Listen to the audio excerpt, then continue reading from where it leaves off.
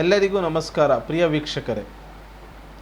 ನಾವು ಹಲವಾರು ಬಾರಿ ಹಲವಾರು ಪಕ್ಷದವರು, ಅಂದರೆ ವಿರೋಧ ಪಕ್ಷದವರು, ಸುಮಾರು ಸಾಹಿತಿಗಳು ಮತ್ತು ಈ ದೇಶದ ದಿಗ್ಗಜರು BJP ಪಕ್ಷದ ಮೇಲೆ ಒಂದು ಆರೋಪವನ್ನು ಮಾಡಿರೋದು ನಾವೆಲ್ಲರೂ ಕೇಳಿಕೊಂಡಿರುವ ವಿಚಾರ. ಆರೋಪ ಏನೆಂದರೆ BJP ಪಕ್ಷವು ರಿಸರ್ವೇಷನ್ನ ವಿರೋಧಿ, ಮುಖ್ಯವಾಗಿ SC ST ಮತ್ತು OBCಗೆ ಏನು ರಿಸರ್ವೇಷನ್ ನೀಡಿದ್ದಾರೆ ಅದನ್ನು ಹೇಗಾದರೂ ಮಾಡಿ ಅದನ್ನು ತೆಗೆದುಹಾಕಬೇಕು ಅಂತ ಒಂದು ಆರೋಪಗಳು ಈವರೆಗೂ ನಾವು ಹಲವಾರು ಬಾರಿ ಕೇಳಿದ್ದೀವಿ. ಆದರೆ ನಾನು ಇವತ್ತು ತಮ್ಮ ಮುಂದೆ ಅವರು ಯಾವ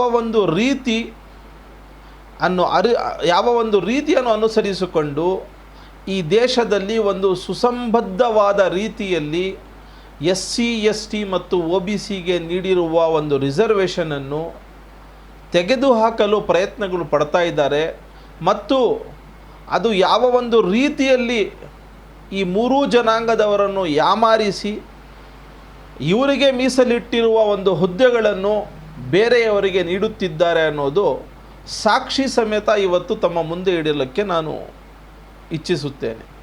ಅದೇನೆಂದರೆ ನೋಡಿ, ವಿರೋಧ ಪಕ್ಷದವರಾಗಲಿ ಬೇರೆ ಬೇರೆ ಸಂಘಟನೆಗಳು ಆಗಲಿ ಅವರು BJP ಪಕ್ಷದ ಮೇಲೆ ಆರೋಪ ಮಾಡೋದು ಒಂದು ಕಡೆ. ಇವತ್ತು ನಾನು ತಮ್ಮ ಮುಂದೆ ಹೇಳ್ತಾ ಇರೋ ವಿಚಾರ, ಮೋದಿ ಸರ್ಕಾರದಲ್ಲಿ ಕ್ಯಾಬಿನೆಟ್ ಮಿನಿಸ್ಟರ್ ಆಗಿರುವ ಅನುಪ್ರಿಯಾ ಪಟೇಲ್, ಅಂದರೆ UPಯ ಅಪ್ನಾದಲ್ ಎಸ್ ಎನ್ನುವ ಒಂದು ಪಕ್ಷದ ಅಧ್ಯಕ್ಷೆ ಮತ್ತು ಮಿರ್ಜಾಪುರ್ ಕ್ಷೇತ್ರದಿಂದ ಗೆದ್ದಿರುವ MP ಹಾಗೂ BJPಯ ಗಠಬಂಧನ್ ಸರ್ಕಾರದಲ್ಲಿ ಕ್ಯಾಬಿನೆಟ್ ಮಿನಿಸ್ಟರ್ ಆಗಿರುವ ಅನುಪ್ರಿಯಾ ಪಟೇಲ್ ಅವರು UPಯ ಮುಖ್ಯಮಂತ್ರಿಯಾದ ಆದಿತ್ಯನಾಥ್ ಅವರಿಗೆ ಒಂದು ಪತ್ರವನ್ನು ಬರೆದಿದ್ದಾರೆ. ಯಾರು ಬರೆದಿರೋ ಪತ್ರ? ಸಾಮಾನ್ಯ ಜನ, ನಾನು ನೀವು ಬರೆದಿರೋ ಪತ್ರ ಅಲ್ಲ.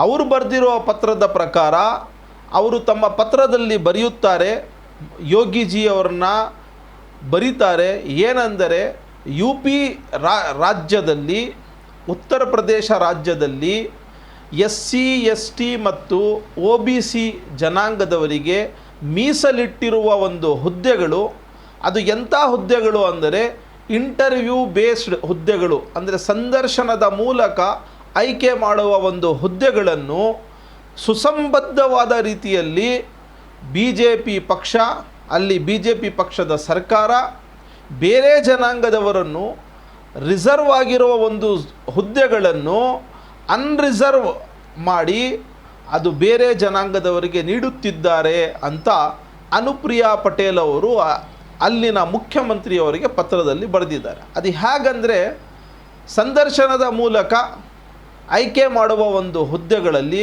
ಅಭ್ಯರ್ಥಿಗಳನ್ನು ಇವರು ನಾಟ್ ಫೌಂಡ್ ಸೂಟಬಲ್, ಅಂದರೆ ಇವರು ಅರ್ಹರಲ್ಲ ಅಂತ ಬರೆಯುವ ಒಂದು ಮೂಲಕ 3-4 ಸತಿ ಎಕ್ಸಾಮ್ಸ್ ಮಾಡಿ ತದನಂತರ ಏನು ಮಾಡ್ತಾ ಇದ್ದಾರೆ, ಯಾರು ಅರ್ಹರಿರುವ ಒಂದು ಅಭ್ಯರ್ಥಿಗಳು, ಈ ಹುದ್ದೆಗಳು ಏನು ರಿಸರ್ವ್ ಆಗಿದೆ ಹುದ್ದೆಗಳು, ಆ ರಿಸರ್ವ್ ಆಗಿರೋ ಒಂದು ಮೀಸಲಿರುವ ಒಂದು ಹುದ್ದೆಗಳಿಗೆ ಯಾರೂ ಸಹ ಆ ಜನಾಂಗದಿಂದ ಅರ್ಹರು ಕಂಡು ಬಂದಿಲ್ಲ ಅಂತ ಬರೆದು ತದನಂತರ ಒಂದು ಹುದ್ದೆಗಳನ್ನು ಬೇರೆ ಜನಾಂಗದವರಿಗೆ ನೀಡುತ್ತಿದ್ದಾರೆ.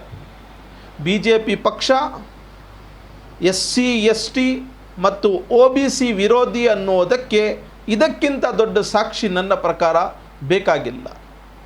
UP ರಾಜ್ಯದಲ್ಲಿ 2 ಟರ್ಮ್ಗಳಿಂದ ಅಲ್ಲಿನ BJP ಸರ್ಕಾರ ಇದೇ ರೀತಿ ನಾವು ನೀವು ನಿದ್ದೆ ಮಾಡ್ತಾ ಇದ್ದೀವಿ, ಏನಂದರೆ ರಿಸರ್ವೇಷನ್ ತೆಗಿತಾರೆ ಅಂತ.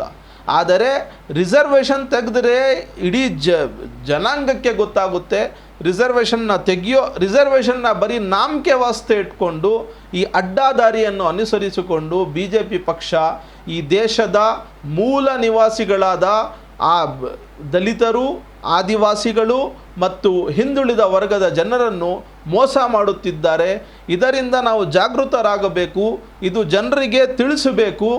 ಇದು ಬರೀ ನಾವು ವಿರೋಧ ಪಕ್ಷದವರು ಮಾಡುತ್ತಿರುವ ಆರೋಪ ಅಲ್ಲ, ತಮ್ಮದೇ ಪಕ್ಷದ ಜೊತೆಯಲ್ಲಿ ಸರ್ಕಾರ ರಚನೆ ಮಾಡಿರುವ ಅಪನಾದಲ್ ಎಸ್ನ ಮುಖ್ಯಸ್ಥೆ ಆಗಿರುವ ಅನುಪ್ರಿಯಾ ಪಟೇಲ್ ಅವರು ಬರೆದಿರುವ ಪತ್ರ ಆಗಿದೆ.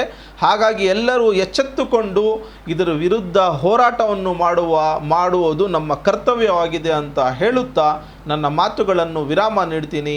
ಜೈ ಹಿಂದ್, ಜೈ ಭಾರತ್.